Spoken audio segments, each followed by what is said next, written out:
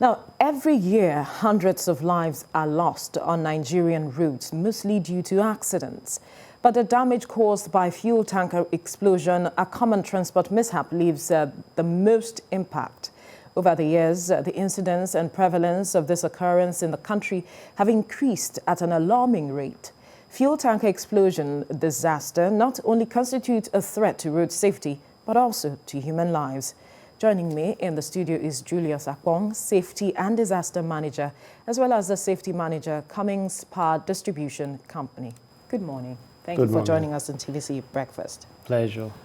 Well, like we pointed out, fuel tanker accidents or explosion have become common in the country. Over the last year, we recorded a number of accidents and explosions, and this year it began again, where about a week ago we had recorded one in Ogun State, and about, I think 4 days ago, we recorded one in Asaba. And we saw the level of destruction of lives and property as well.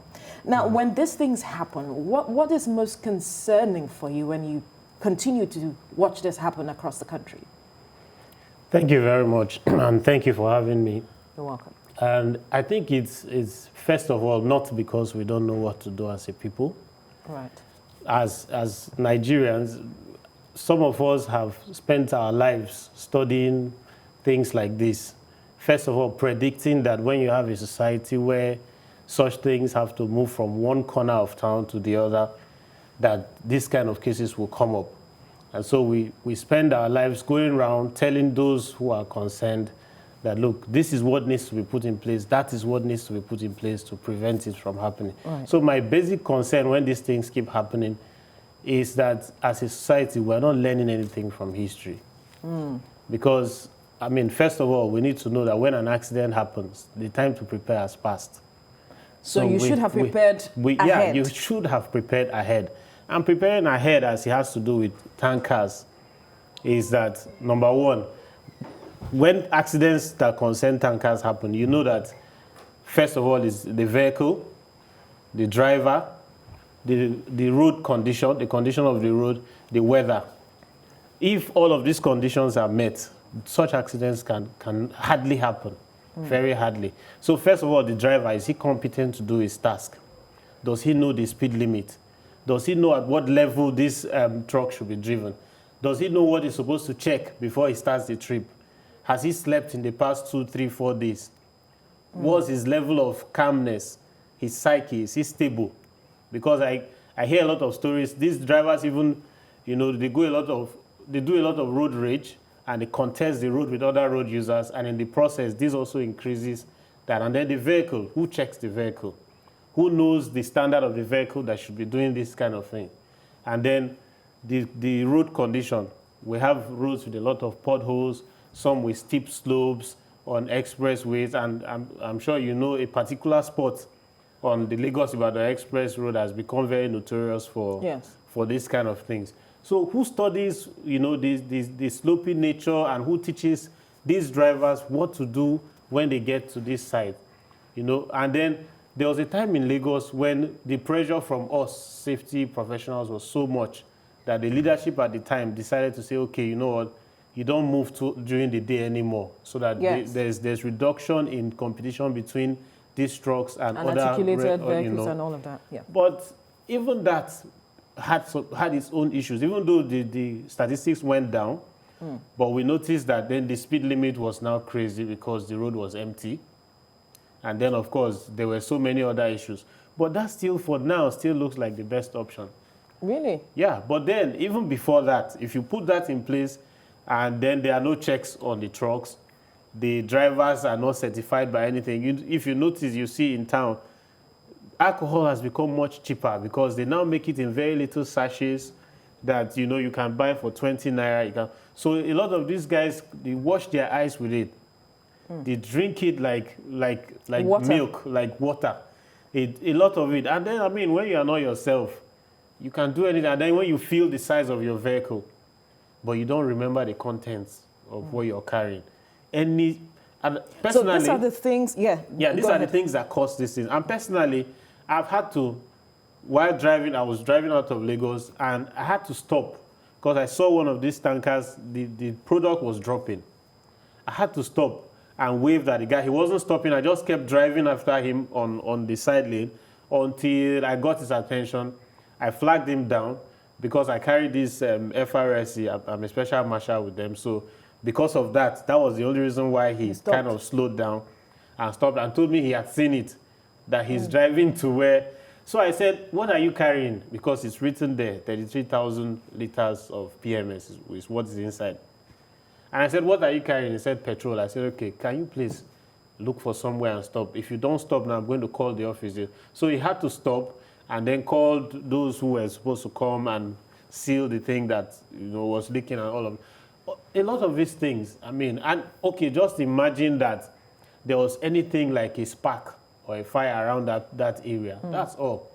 It will go up in flames, and any other car or persons or any other vehicle or motorcycle around that area at the time, that's all. It will just be raising the flames. So basically, from what you have said, these are the areas that we need to really pay attention to address these issues, especially when it comes to the drivers, their state of mind. How do we address that? Is it via the association and all of that? Do you know the level of engagement, perhaps with government and these people? And then when you talk about the road conditions, we see that government has sometimes doled out monies to address, take care of the roads. I mean, how are we not still getting it right? Yeah, I've done extensive work around this area personally. And what I can tell you is, for instance, the drivers, they all have an association. Now, one of the things we found out that kept occurring each time we engaged in this matter is the fact that these trucks are owned by very influential people, and you cannot put certain legislation. In Nigeria, the laws are made for, sorry to say, but that's the truth. The laws are made for those who cannot beat it. Really? Yes, a lot of the laws are made for those who cannot help themselves, who just have to because they are helpless. Otherwise, you would have thought that, oh, this person is rich, so he has the wherewithal to ensure that, this is implemented. So they are the ones that the government should go after. They are the ones the government should go after. But here, they know all the big wigs, so they make the calls and nothing happens. Otherwise, for the drivers, we can meet them at the association level, train them, and then get the enforcement agency to follow up with implementing these concerns to ensure that, look, if you're going to come, before you even get the driver's license, you don't go and pay a certain amount, like they tell you a certain amount is for certain category of people. You don't just go and pay that. Elsewhere in the world, if you violate once, you are given a warning. On the second roll, you are withdrawn, you are suspended from driving for a certain period of time, and then you have to get it right. Other offenses, you are asked to go in for more training and all for certain hours of training, depending on the offense, before you're even allowed to drive again. But all of these are not in place. But some have also called for urgent revamp of the rail system as an alternative, even though you said that perhaps the ban on articulated vehicles moving around in the afternoon is still the best option. How about this alternative routes, the rail system? Yeah, the rail system is fantastic. Even the water transportation, also equally fantastic. But like we know, how much time will we have to give? Even if government has said we are now fully investing in rail and on water transportation, how long will it take? Should we say, okay, we are ready to lose 1,000 people between now and when the rail is going to come up? So we can't stop talking about safety on the roads, because for now the road is still our only alternative. It's still our only source of moving these things.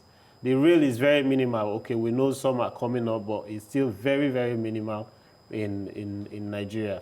So it's still important for us to talk a lot about managing the little spaces we have on the road, and then fixing the ones that needs to be fixed, because even if we take them all off the road, we still need good road network.